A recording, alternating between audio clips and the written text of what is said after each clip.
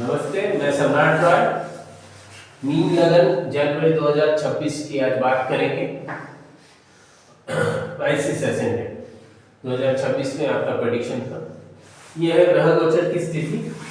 शनि चल रहे हैं मीन राशि में, बृहस्पति वक्री होकर चल रहे हैं मिथुन राशि में, केतु चल रहे हैं सिंह राशि में, सूर्य मंगल शुक्र और बुध ये चारों ग्रह चल रहे हैं आपके कर्क स्थान धनु राशि में, और राहु चल रहे हैं आपके कुंभ राशि में। जिनके पहले खाना में 12 लिखा हो, 12 लिखा हो, वो इस कुंडली की प्रेडिक्शन को देखा, उनका लगन मीन है। और मैं फिर से ये कह रहा हूँ कि मीन लगन से ही प्रेडिक्शन को देखे, राशि से ना देखे। चलिए देखते हैं इस महीने का आपका लेखा जोखा।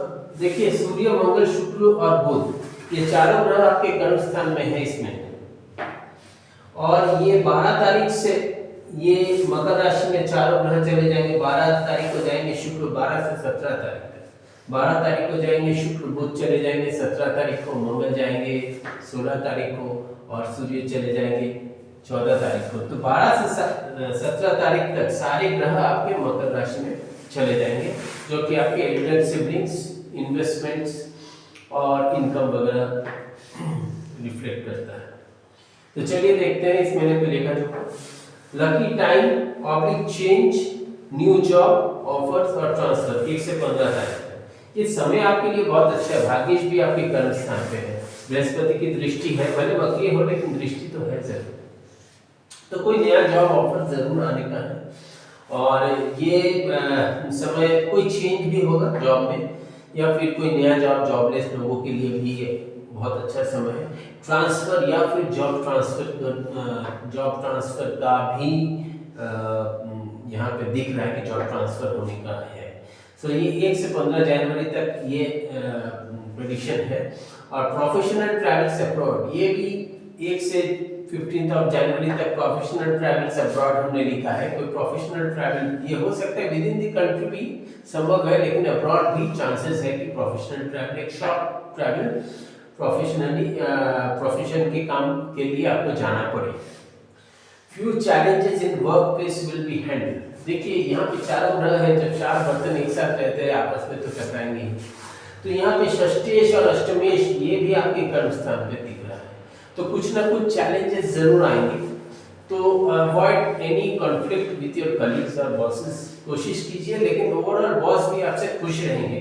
So whatever challenges comes in the way, कोई भी चैलेंजेस आता हो तो वो हैंडल हो जाएगा, क्योंकि आपके जो मंगल है और जुपिटर का जो दृष्टि है, गुरु का जो दृष्टि है, ये दोनों काफी हद तक संभालेंगे अगर कोई चैलेंजेस आता भी है तो। बेनिफिट फ्रॉम फादर, इनहेरिटेंस और सिबलिंग्स 16 से 31 तारीख तक। पापा आपके भाग्येश जा रहे हैं एकादश में, तो पापा से बेनिफिट या फिर कोई इनहेरिटेंस भी दिख रहा है, या फिर बड़े भाई बहन या छोटे भाई बहन सिबलिंग्स की तरफ से भी कोई बेनिफिट हो सकता है, और सिबलिंग्स के लिए भी कोई नया खुशखबरी हो सकता है। ये बहुत अच्छा समय है। कोई इन्वेस्टमेंट्स भी संभव है, काफी अच्छा है। आपका जो नेटवर्किंग है वो बढ़ेगा। You will have a enjoyable time with your friends to.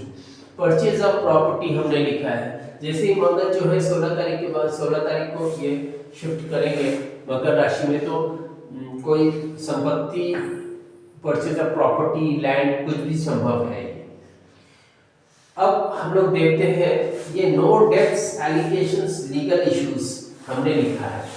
कोई भी, देखिए आपके राहु द्वादश में है, शनि जो है लगन में बैठा हुआ, ये सबसे बड़ा चैलेंज है आपके लिए 2026 में। राहु जो है करीब 2026 में ये आपके कुंभ राशि में रहेंगे, जो कि आपका व्यय स्थान है, और शनि की जो है व्यय है ये आपके लगन में बैठे हैं।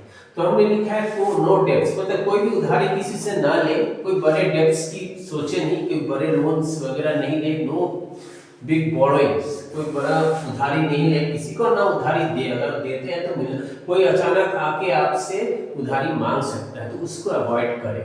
कोई प्रॉमिस कर सकता है, लेकिन वो प्रॉमिस जो है बाद में वो मीट नहीं हो, वो वापस नहीं करेंगे, संभावना इसी का है ज्यादा। तो नो डेट्स, कोई पैसा ले नहीं और किसी को उधार दे भी नहीं। एलिगेशंस, ये राहु आपके द्वादश में चल रहे हैं। ये राहु अचानक जो है देखिए कोई भी काम आउट ऑफ द वे ना करें तो अच्छा है। ये राहु आपको प्रोत्साहित करेगा। शनि लगन में बैठा है दंड देने के लिए, पनिशमेंट के लिए। तो इस अगर आप आउट ऑफ द वे कुछ गलत काम करते हैं तो आप फंस जाएंगे। तो ये 2026 में दो तीन चीजें आपको याद रखना पड़ेगा कि कोई भी डेब्ट्स ले नहीं, दे नहीं। दूसरा है एलिगेशंस, जो है किसी का जिम्मेदारी लेना नहीं है। कोई भी काम का किसी के बिहाफ में कोई भी जिम्मेदारी नहीं लेना है और कोई भी काम आउट ऑफ द वे नहीं करना है। Please follow the protocol of your work. Certain expenses, अचानक कोई भी हेल्थ इश्यूज के एक्सपेंसेस भी आ सकते हैं। हेल्थ इश्यूज तो हो ही सकता है क्योंकि शनि आपके लगन में है और राहु आपके द्वादश में है। और आपको कभी कभार आपको थोड़ा डिप्रेस भी फील होगा, थोड़ा आइसोलेटेड फील होगा क्योंकि शनि और राहु के प्लेसमेंट के चलते ये फील हो सकता है।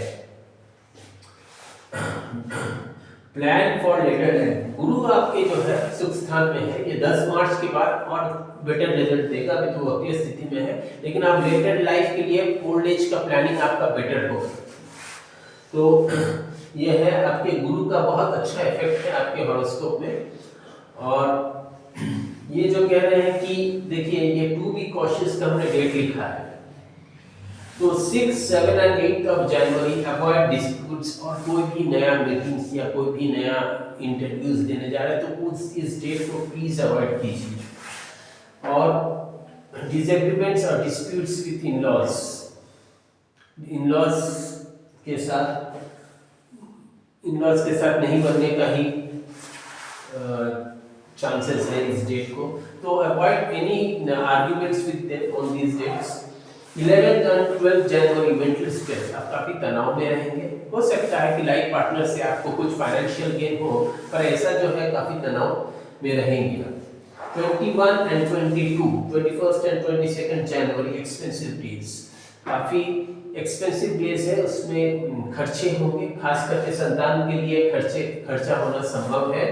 और एक्सपेंसिव डेज, और कोई भी काम avoid anything new doing on those days, कोई भी नया काम उन दिनों में करने के लिए आप अवॉइड कीजिए।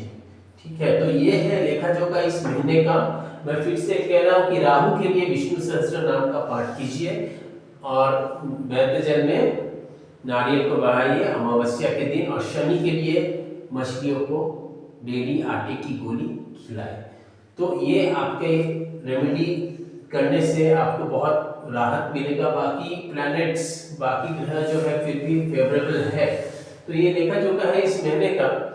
तो अगर ये वीडियो आपको अच्छा लगा हो तो please like, share and subscribe the channel. Thank you, नमस्ते।